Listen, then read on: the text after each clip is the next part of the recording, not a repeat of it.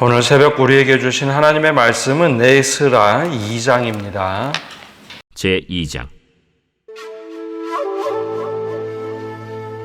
옛적에 바벨론 왕 느부갓네살에게 사로잡혀 바벨론으로 갔던 자들의 자손들 중에서 노임을 받고 예루살렘과 유다 도로 돌아와 각기 각자의 성읍으로 돌아간 자, 곧 스룹바벨과 예수아와 느헤미야와 스라야와 르엘라야와 모르드게와 빌산과 미스발과 비그웨와 르훔과 바아나 등과 함께 나온 이스라엘 백성의 명수가 이러하니 바로스 자손이 2172명이요 스바디아 자손이 372명이요 아라 자손이 775명이요 바한모압 자손 곧 예수아와 요압 자손이 2812명이요 엘람 자손이 1254명이요 삿두 자손이 945명이요 삭게 자손이 760명이요 바니 자손이 642명이요 브베 자손이 623명이요 아스갓 자손이 1222명이요 아도니감 자손이 666명이요 비그베 자손이 2056명이요 아딘 자손이 454명이요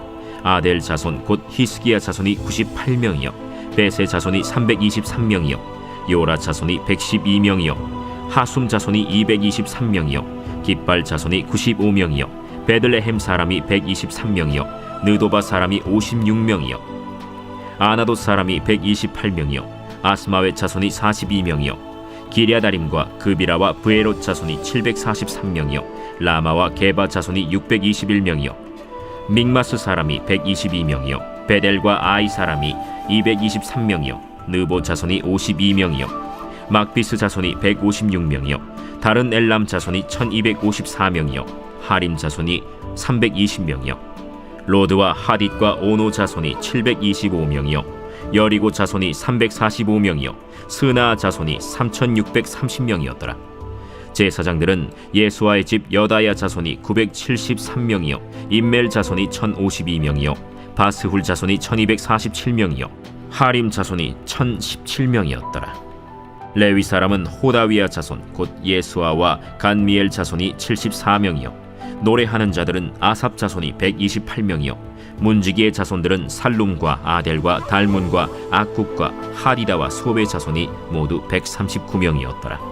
느디님 사람들은 시하 자손과 하수바 자손과 답바옷 자손과 게로스 자손과 시야하 자손과 바돈 자손과 르바나 자손과 하가바 자손과 악굽 자손과 하갑 자손과 사물레 자손과 하난 자손과 깃델 자손과 가할 자손과 르아야 자손과 르신 자손과 느고다 자손과 갓삼 자손과 우사 자손과 바세야 자손과 베세 자손과 아스나 자손과 무우님 자손과 느부신 자손과 박북 자손과 하그바 자손과 할훌 자손과 바슬룻 자손과 무히다 자손과 하르사 자손과 바르고스 자손과 시스라 자손과 데마 자손과 느시아 자손과 하디바 자손이었더라. 솔로몬의 신하의 자손은 소대 자손과 하소베렛 자손과 브루다 자손과 야알라 자손과 다르곤 자손과 깃델 자손과 스바디아 자손과 하딜 자손과 보게렛 하스바인 자손과 아미 자손이니 모든 느디님 사람과 솔로몬의 신하의 자손이 392명이었더라. 델멜라와 델하르사와 그룹과 아단과 임멜에서 올라온 자가 있으나 그들의 조상이 가문과 선조가 이스라엘에 속하였는지 밝힐 수 없었더라. 그들은 들라야 자손과 도비야 자손과 느고다 자손이라 모두 652명이요 제사장 중에는 하바야 자손과 학고스 자손과 바르실레 자손이니 바르실레는 길르앗 사람 바르실레의 딸 중에 한 사람을 아내로 삼고 바르실레의 이름을 따른 자라. 이 사람들은 계보 중에서 자기 이름을 찾아도 얻지 못하므로 그들을 부정하게 여겨 제사장의 직분을 행하지 못하게 하고 방백이 그들에게 명령하여 우림과 둠밈을 가진 제사장이 일어나기 전에는 지성물을 먹지 말라 하였느니라. 온 회중의 합계가 42,360명이요 그 외에 남종과 여종이 7,337명이요 노래하는 남녀가 200명이요 말이 736이요 노새가 245요 낙타가 435요 나귀가 6,720이었더라. 어떤 족장들이 예루살렘에 있는 여호와의 성전터에 이르러 하나님의 전을 그곳에 다시 건축하려고 예물을 기쁘게 드리되 힘자라는 대로 공사하는 금고에 드리니 금이 6만 1,000달이요 은이 5,000만에요 제사장의 옷이 100벌이었더라. 이에 제사장들과 레위 사람들과 백성 몇과 노래하는 자들과 문지기들과 느디님 사람들이 각자의 성읍에 살았고 이스라엘 무리도 각자의 성읍에 살았더라. 오늘 새벽에도 하나님의 은혜와 평강이 함께 하시기를 축복합니다. 오늘 말씀은 종종 나오는 이스라엘의 족보 중에 하나가 오늘 말씀에 나옵니다.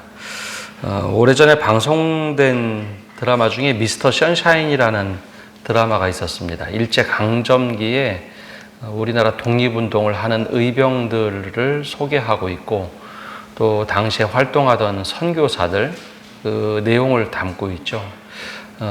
이제 실화를 바탕으로 상상력을 동원한 드라마인데 기독교의 초창기 모습을 굉장히 잘 그려냈다라는 평가를 받았습니다. 근데 그 드라마가 마지막 장면에 한 사진을 이렇게 보여주는데 아마 청산리 전투나 혹은 이 만주벌판에 있던 의병들 사진, 그 당시에 찍혔던 그 사진을 모티브로 해서 이 드라마를 썼기 때문에 그 의병들이 어떤 사람이었는지 상상력을 동원해서 그 의병들을 쭉 소개를 합니다. 그리고 마지막에 아마도 선교사 중에 맥켄지 선교사가 아닌가 싶은데 맥켄지 선교사가 그 사진을 딱 찍고 마지막 장면을 장식을 합니다.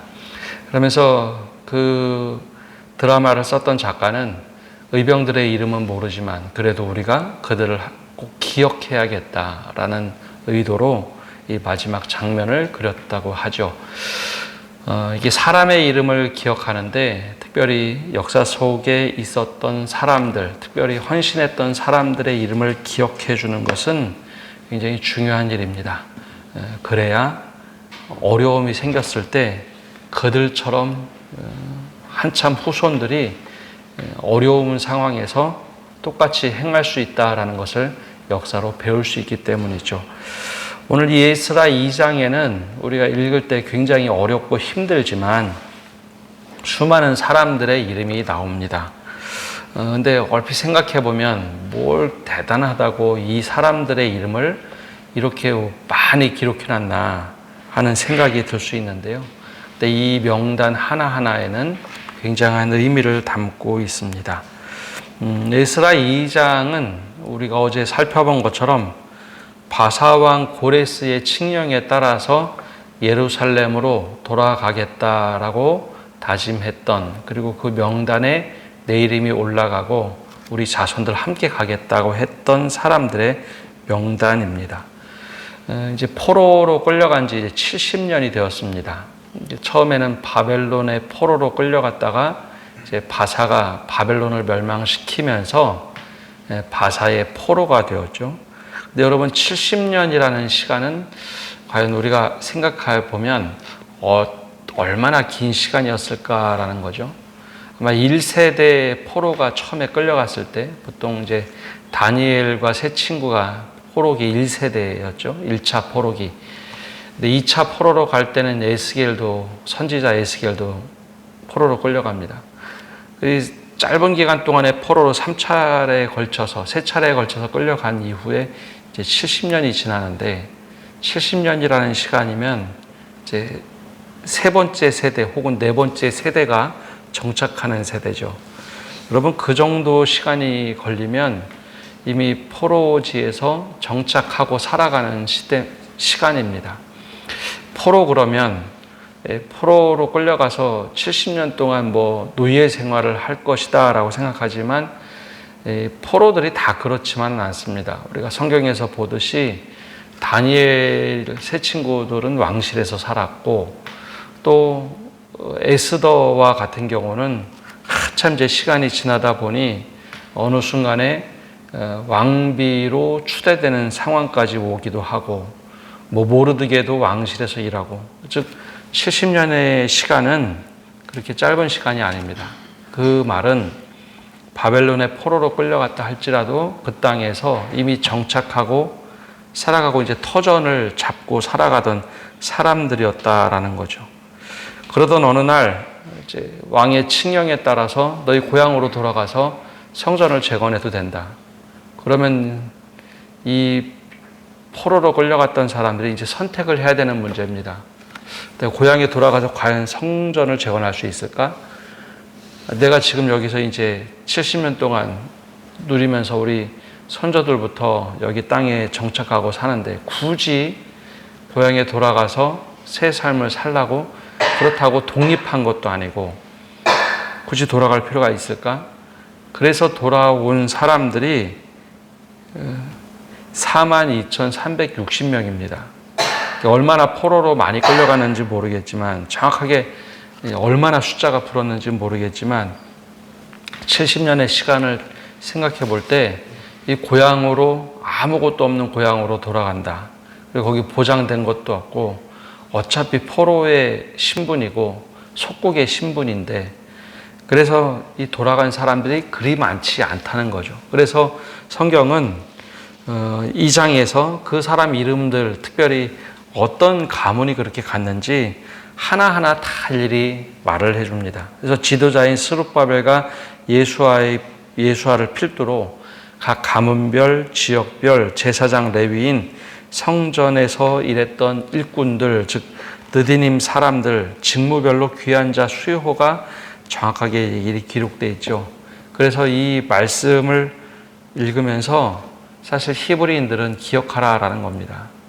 아무리 어려웠어도 믿음을 지켰던 사람들이 고향으로 이렇게 돌아왔다. 그러니 이 다음에 이 말씀을 읽는 사람들은, 야, 우리가 아무리 어려워도 70년 동안 선조들이 포로지에서 이렇게 믿음을 지켰는데 우리도 믿음을 지켜야 된다라는 거죠. 여기서 말하고 있는 이 이야기는 단지 우리에게 그냥 이름만 알려주는 것이 아니라 이런 얘기를 해주는 겁니다. 아무리 어려워도 믿음을 지켜가면 하늘의 생명책에 하나님께서 이 이름들을 기록하신다라는 거죠. 성전에서 가장 비천한 일을 했던 사람이 느디님 사람들입니다. 별 허드렛 일을 하던 사람들이죠. 근데 그 사람들의 이름까지 다 기록하면서 고향으로 돌아왔던 믿음의 사람들을 기억하라라는 거죠. 여러분, 세상은 성공한 사람들의 이름을 기억합니다. 그리고 성공한 사람들을 오랫동안 이 사람들처럼 돼야지. 근데 우리 하나님은 보이지 않게 섬기는 사람들의 이름을 기억하십니다. 주님의 나라와 그의 교회, 몸된 교회를 위해서 헌신했던 사람들, 그리고 기도의 자리를 묵묵히 지켰던 사람들. 사실 이 명단을 보면 이거 별거 아니네 하는 사람들까지도 다 기록되어 있습니다. 누가 내 수고를 알아줄까? 그런데 이 명단에 이름이 기록됐던 것처럼 오늘 주님도 우리의 작은 신음에도 응답하시면서 눈물의 헌신을 기억하고 계신다라는 것을 알려줍니다. 근데 또 하나, 이 계보가 나오는데 이 계보 속에 들어왔던 사람들 중에 마지막에 58절 이후에 나오는 사람들이 있는데요. 거기 몇 명의 사람들이 이제 또 나오는데, 제사장들 중에서 제대로 이름이 기록되지 못한 사람들이 있습니다. 만약에 이제 우리가 이런 상황을 맞이한다면, 야, 고향으로 돌아가자 할 때 나도 이제 많은 사람들이 돌아갑니다. 근데 이제 42,000명이라는 숫자가 많다고 하면 많을 수도 있고 적다고 하면 적을 수도 있습니다. 고향으로 돌아가서 성전을 재건하자. 그래서 이제 재건하기 위해서 돌아가는데 4만 명의 숫자가 적다고 보는 사람도 있을 테고 많다고 보는 사람도 있겠죠. 근데 이제 적다고 보면 한 사람이라도 더 그 사람들에게 임무를 맡기고 일을 시키도록 하는 것이 기본적으로 상식일 겁니다. 그런데 이 제사장, 특별히 제사장의 경우에는 생각이 좀 달랐습니다. 이 사람들 원래 제사장 가문 아니야? 족보는 찾지 못했더라도 이 사람들 고향에 가면 자신들의 일을 원래 시켜야지. 70년이라는 시간이 길면 길다고 볼 수도 있고 짧으면 짧다고 볼 수 있는데, 그 오랜 시간 동안에 그들이 족보를 잃어버렸다. 족보를 찾아도 누군지 잘 모르겠다. 분명히 제사장 가문은 맞는 것 같은데, 근데 이런 일들이 왜 벌어졌을까라는 거죠. 그런데 이 족보를 제대로 찾지 못했을 때 제사장의 임무를 이들에게 맡기지 않습니다. 그래서 62절과 63절에 무엇이라고 기록되어 있는가 이렇게 보면 이렇게 말하고 있죠. 이 사람들은 계보 중에서 자기의 이름을 찾아도 얻지 못하므로 그들을 부정하게 여겨 제사장의 직분을 행하지 못하게 하고 방백이 그들에게 명령하여 우림과 둠밈을 가진 제사장이 일어나기 전에는 지성물을 먹지 말라 하였느니라. 고향으로 돌아간다라고 선언을 하면 얼마나 귀한 일입니까?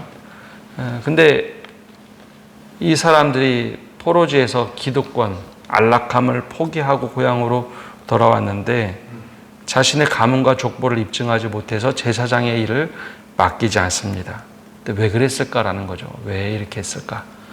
포로지 70년의 시간은 긴 시간이면서도 짧은 시간입니다. 근데 그 시간 동안 이 사람들은 자신들이 어떤 사람인지 그 정통성을 영적 암흑기에서 잃어버렸다라는 거죠. 제사장직을 포로지에 끌려갔으면 하지 못하는 것은 당연한 일입니다. 그런데 70년 동안 더 이상 우리 이런 거 못해. 그러면 정체성을 잃어버렸던 시간이라는 거죠. 물론 70년이 지나서 그 한참 뒤에 태어난 사람들이 그래도 우리 제사장 가문이었던 것 같아. 고향으로 돌아가서 우리 해야 되는 거 아니야? 다시 마음을 가다듬긴 했지만 이 70년의 어간 동안에 거룩한 정체성을 잃어버렸던 겁니다. 그래서 이들에게 일을 맡기지 않습니다. 보통 우리는 이런 경우 어떻게 많이 하나요? 사람이 부족하니까 대충 해서 우리 사람들을 세워야지, 이렇게 일을 맡겨야지 라고 하지만 우리가 그 앞에서 보았던 말씀들을 우리가 생각해 보면 역대기 말씀, 또 열왕기 말씀, 또 뒤에 나오는 선지자들의 말씀을 보면 정말 필요한 사람이 잘 준비되어서 일을 맡기는 것이 맞는 것이지 대충 해서 일을 맡기지 않더라라는 거죠. 특별히 주의 일이 그렇습니다. 주님의 일이 어떤 때는 사람이 부족하니까 막 일을 맡길 때가 있는데 준비된 사람, 그리고 거기에 준비될 뿐만 아니라 이만큼 하나님의 일을 감당할 수 있는 사람들에게 일을 맡기는 것이 마땅하다라는 거죠. 역대기에서는 그것을 굉장히 중요하게 보여줍니다. 그래서 오늘 말씀이, 에스라 말씀이 역대기 다음에 나오는 이유는 역대기에 그 수많은 왕들이 잘못하고 했던 것을 보여주긴 하지만 레위 사람들이 어떤 일을 해야 되는지, 제사장이 어떤 일을 해야 되는지, 그거 예배를 어떻게 회복돼야 되는지 대충 하는 것이 아니라 그것을 중심으로 기록하고 에스라서에서는 그대로 행하는 것이 맞다라는 것을 보여주고 있습니다. 그러면 무조건 안 맡겼느냐? 그렇지는 않고 또 65절에 보면 숫자를 헤아릴 때 남종과 여종의 숫자도 헤아립니다. 7,337명, 노래하는 남녀가 200명이요. 노예는 처음에 계수하지 않았지만 그래도 노예들까지 다 계수하면서 고향으로 돌아간 사람들의 이름 명단은 철저하게 기록을 합니다. 이야기는 고향으로 돌아갈 때 결단에 대해서는 아주 칭찬을 하지만 일을 맡기는 것은, 또 하나님의 일을 감당한다는 것은 다르다라는 것을 보여줍니다. 그래서 우리에게도 이런 믿음의 결단, 믿음의 모습이 있어야 된다라는 것이죠. 그러고 나서 이제 고향에 돌아왔습니다. 68절에 보면 이렇게 기록되어 있습니다.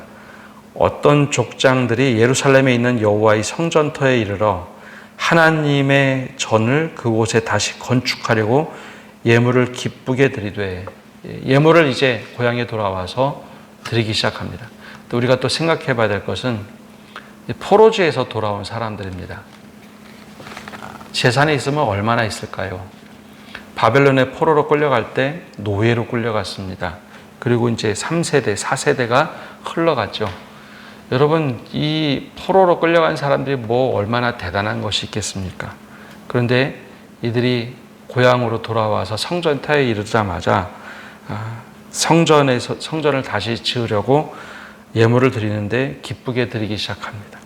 69절에 힘 잘하는 대로 공사하는 금고에 드리니 금이 66,000 다리기요, 은이 5,000만에요. 제사장의 옷이 100벌이었더라. 그들이 할 수 있는 최선을 다해서 하나님께 드리죠. 그리고 문지기들, 느디님 사람들도 각자 노래하는 자들도 자신이 원래 우리 선조들이 했던 일, 우리가 포로지에서는 하지 못했지만 고향에 돌아가서 너희들 이거 꼭 지켜야 된다 했던 사람들이 각자의 역할로 돌아가서 준비하기 시작합니다. 그래서 오늘 말씀은 굉장히 긴 분량의 명단들, 근데 그 명단이 하나하나 의미 없는 것이 아니라 의미가 있는 사람들이라는 겁니다.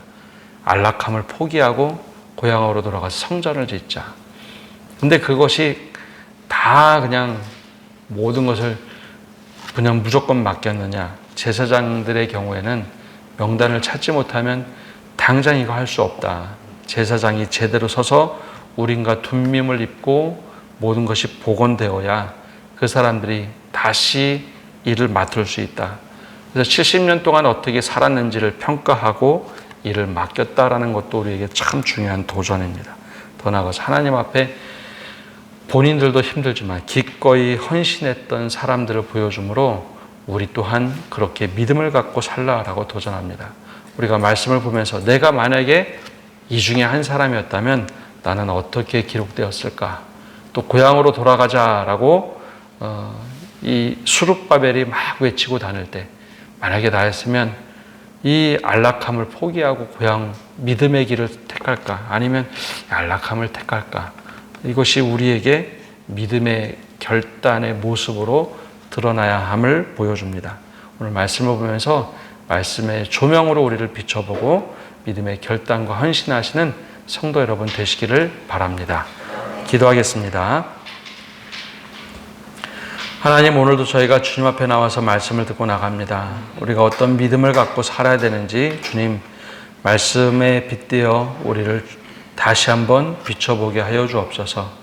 고레스 칙령으로 수룹바벨이 고향으로 돌아가자고 할 때 그 기득권을 내려놓고 안락함을 내려놓고 돌아왔던 42,000명의 사람들, 우리가 바로 그런 믿음의 결단과 남은 자들이 될 수 있도록 우리의 믿음을 굳건하게 붙잡아 주시고 믿음의 결단을 통해 행동으로 옮기는 저희가 되게 하여 주시옵소서. 또한 모든 주님의 일을 감당할 때 우리가 사람이 부족하니 헌신하지 못해도 우리가 대충 하는 것이 아니라 정말 헌신되어지고 자격이 정말 잘 준비된 사람들, 마치 제사장의 족보가 없어서 다 그 사람들이 함께 돌아가지만 그들의 일을 맡기지 않았던 것처럼 우리도 정말 주님 앞에 분별되고 구별된 사람으로 살아가게 하여 주시옵소서. 성전을 지을 때 모두 다 자신들이 할 수 있는 힘껏 주님 앞에 드리며 성전을 재건했던 모습처럼 우리 또한 헌신의 삶을 살도록 은혜 내려 주시옵소서. 모든 것 주님께 맡겨드리며 예수님의 이름으로 기도합니다. 아멘.